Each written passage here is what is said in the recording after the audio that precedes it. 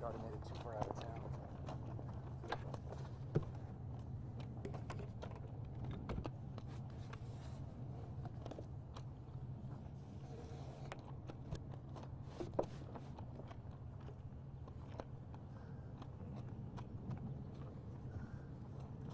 Well, good afternoon, everyone.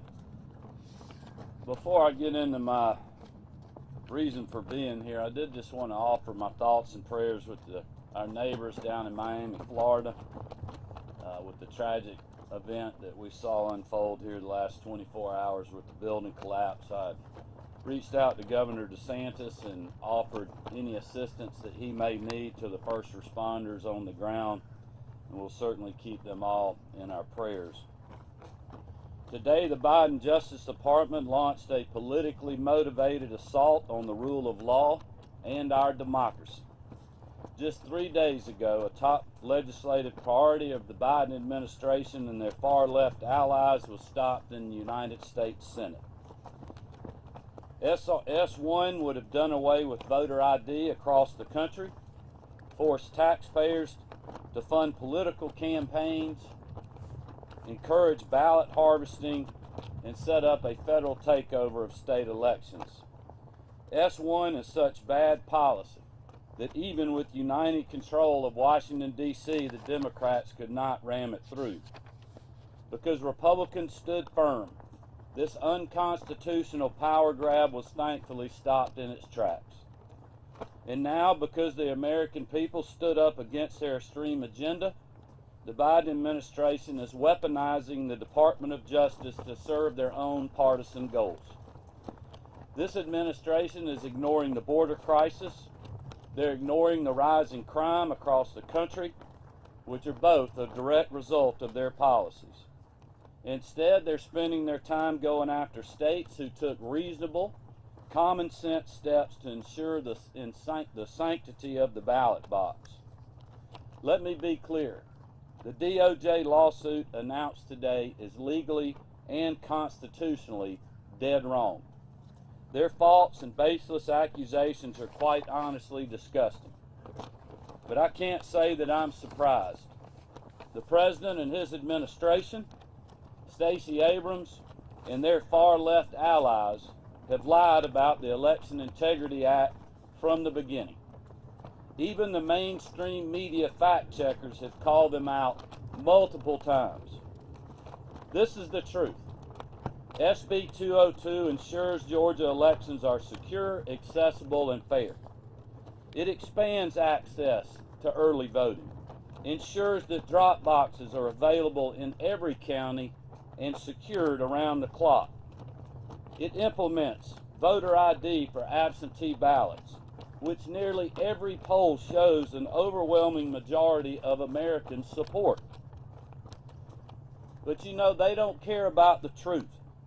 For Stacey Abrams, the far left, and now sadly, the Department of Justice, it is about forcing their extreme agenda literally on every state in the country. If you remember, they have encouraged boycotts that targeted small businesses still recovering from the pandemic and cost Georgia $100 million in economic impact by moving the Major League Baseball All-Star game. And I said this a few months ago, and sadly it is even more true today. They are coming for you next. They're coming for your state, your ball game, your election laws, your business, and your way of life. If you stand up to the woke mob, if you support election integrity, if you support law enforcement, if you support small business, if you support the Constitution and the rule of law, they are coming to force their agenda on you and your community. And they're not afraid to use the full force of the federal government to do this. But I will tell you right now, we are not backing down. I am not backing down. And I can tell you that Joe Biden, Stacey Abrams, and Merrick Garland don't scare me. When I was Secretary of State, I sued the Obama Justice Department twice and 1. I look forward to making it 3 for 3 against the Justice Department, to make sure that in Georgia it continues to be easy to vote and hard to cheat, and that we have secure, accessible, and fair elections. With that, I'll open it up for questions.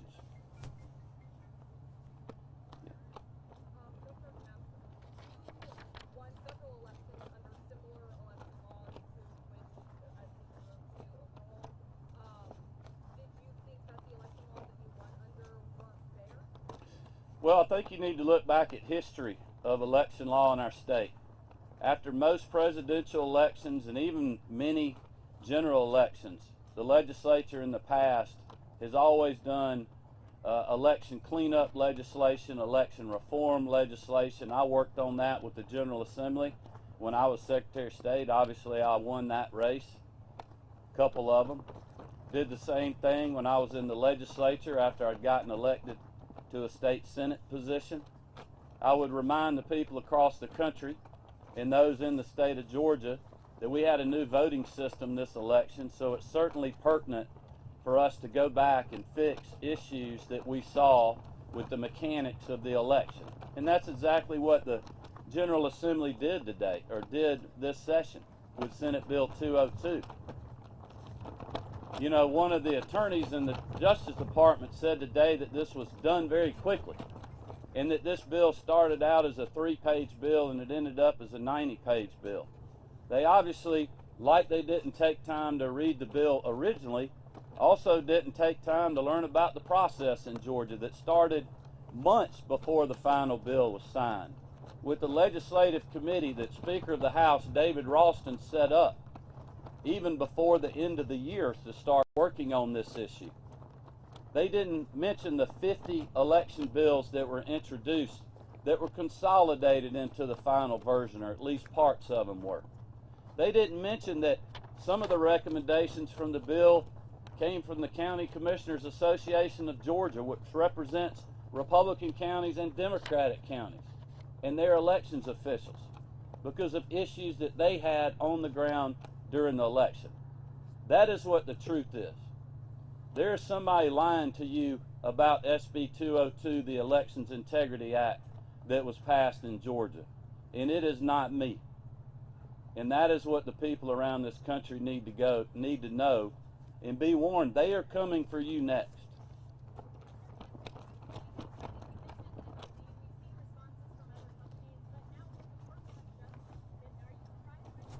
Oh, not at all. You know, using the Department of Justice in this manner, as sad as it is, it's not unprecedented. It does not surprise me. What should be surprising not only to the citizens of Atlanta, Georgia, and our state, is that they're using the top law enforcement in the land to come after states that want to have secure, accessible, and fair elections, when they should be going after violent crime that we're seeing in our major cities here in Atlanta and all over the country. Also, as I mentioned in our remarks, they're ignoring the border crisis. Thought it was very interesting that the Attorney General's press conference started the same time the Vice President landed at the border, but she wasn't really at the border. I think she was 10 miles from it. Maybe drawing attention away from the crisis, perhaps.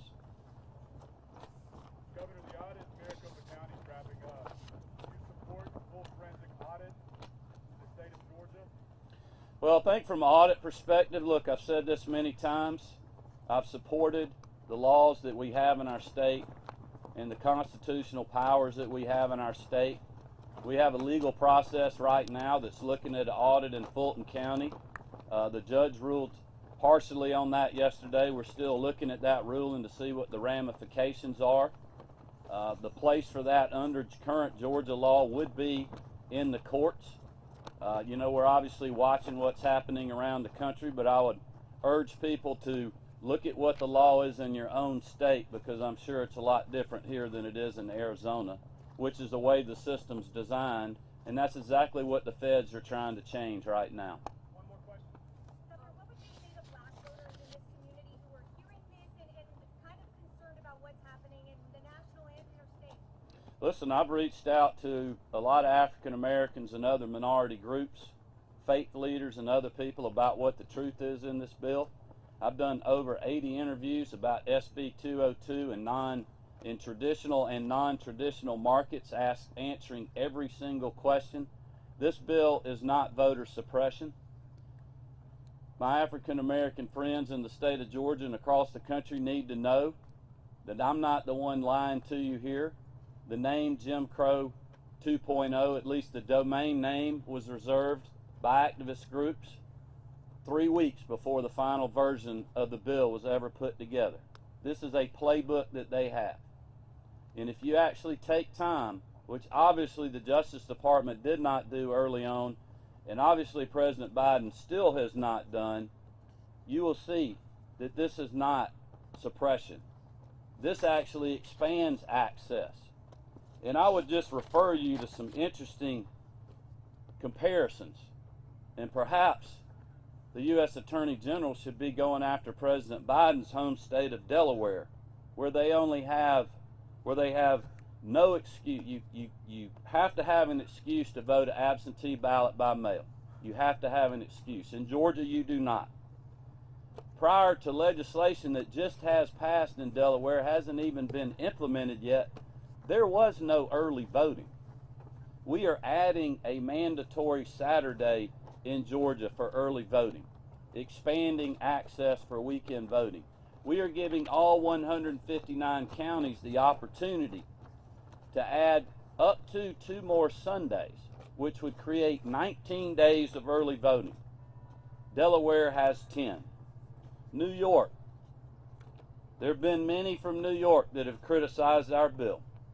They have 10 days of early voting, and you must have an excuse, unlike Georgia, where anyone can vote early. And we have potentially 19 days. New Jersey, only 9 days of early voting. We have at least 17, potentially 19. Wonder if they'll sue them. Thank you very much.